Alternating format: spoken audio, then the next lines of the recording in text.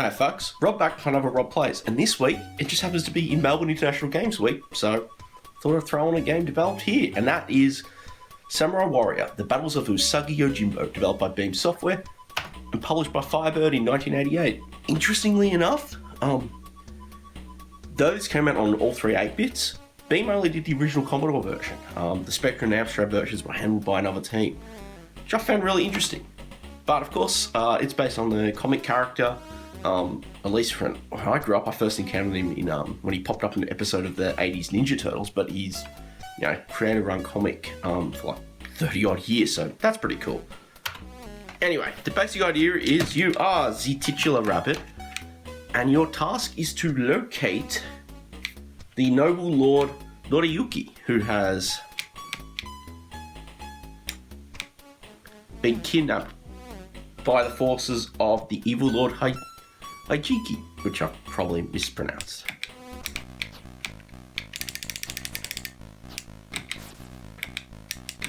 Anyway. So basic idea is you stroll and you encounter foes, you can encounter townspeople, and the goal really is to basically proceed through until you die or you eventually locate the prince. It's a very chilled game. Love it for that. Anyway.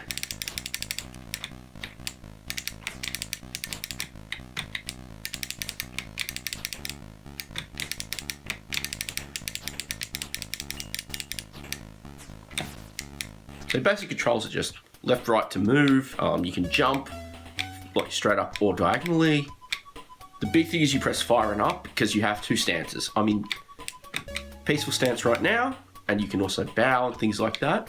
So if you hold fire up, you pull your sword out and go into combat stance, which you really should only do when you have to fight, as you'll scare off innocent people, and that'll lower your karma, and coincidentally, if your karma reaches 0, he decides to take the honourable way out. So combat was one of those things.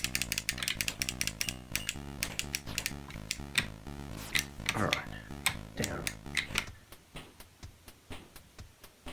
So in essence, it's a very, like I said, it's a very chilled experience. Let's go up. No, oh yeah, that's okay. I thought I missed going up there.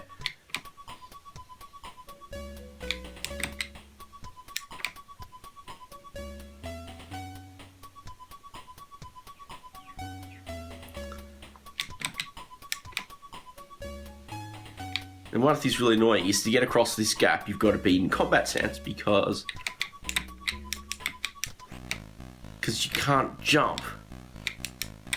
When you're in your peaceful stance, you can only jump a little bit. But when you're in combat stance,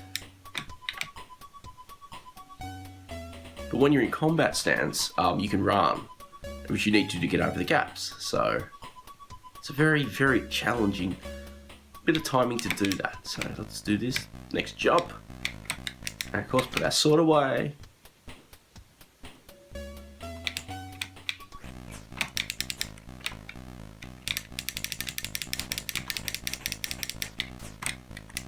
Oh, I'm not doing well because I'm hurt. I'm pretty badly hurt at that.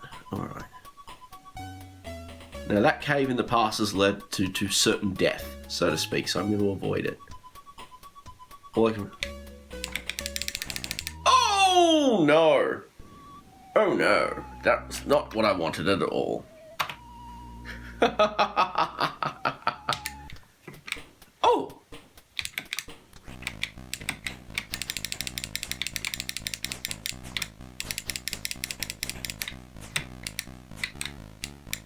of course.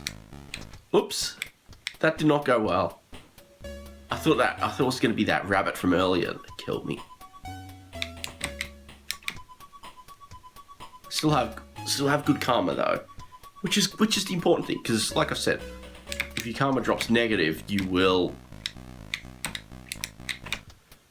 choose to off yourself in shame.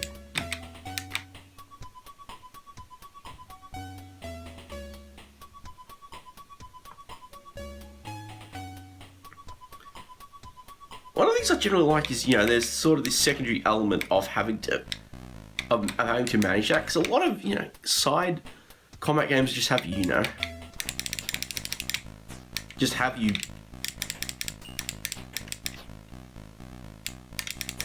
Arg. Terrible run there. Let's go for one more game. Oh, I had to restart. Okay. Maybe if you continue, I have to double check the docs. Sadly, my tape copy of this that I managed to find did not have the instruction booklet, which is a bit of a shame. So I've had to, you know, find up scans of the manual from the other home computer versions for the sake of understanding what the heck I'm doing. Anyway.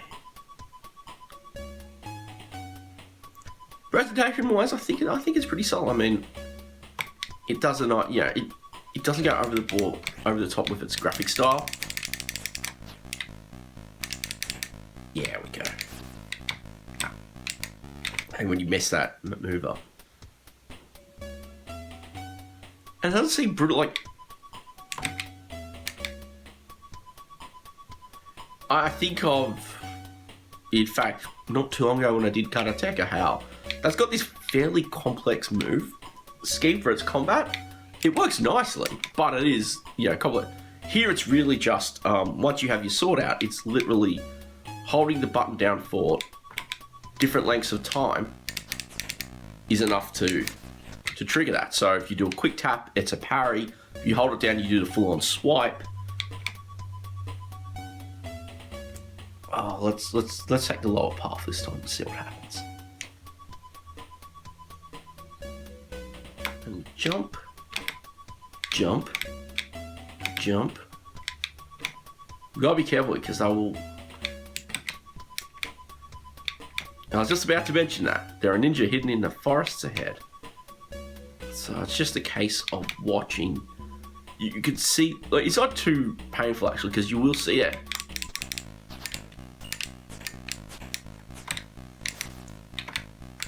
Alright.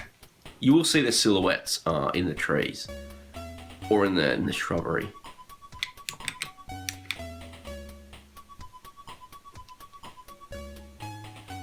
Yeah, one of the other things you can do for... Oh, there's another one.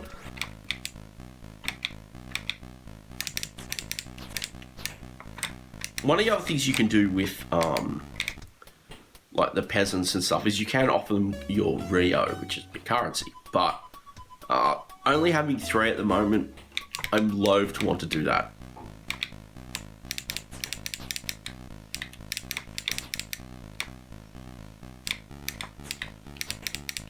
Oh, come on, you dustly ninja. No, no, oh, no, no, no, no, no. No, no, no, no, no. Well, I might call it a wrap there. It's one of those, like, most of the time licensed games tend to get a bit of a bad rap because they tend to be rubbishly done. This is not one of them. I know there were some cool articles. I think maybe the Bird Sanctuary has them. I'll have to double check and put them in the description. But where Beam had to end up cutting a lot of things that they wanted to do with the game out, it still comes out as a very nice, fun game to play anyway. And as the cover showed, Zaf gave it a pretty high score. Nice, strong sizzler. So, one that's worth checking out. At least on the 64. Not sure what I can say about the other 8 bits. But hey, that's a wrap for this one. Thank you for watching. It means a lot. You know, I always enjoy hearing comments and your thoughts. If you have played this or any of those other versions, always love to love a little back and forth discussion about them.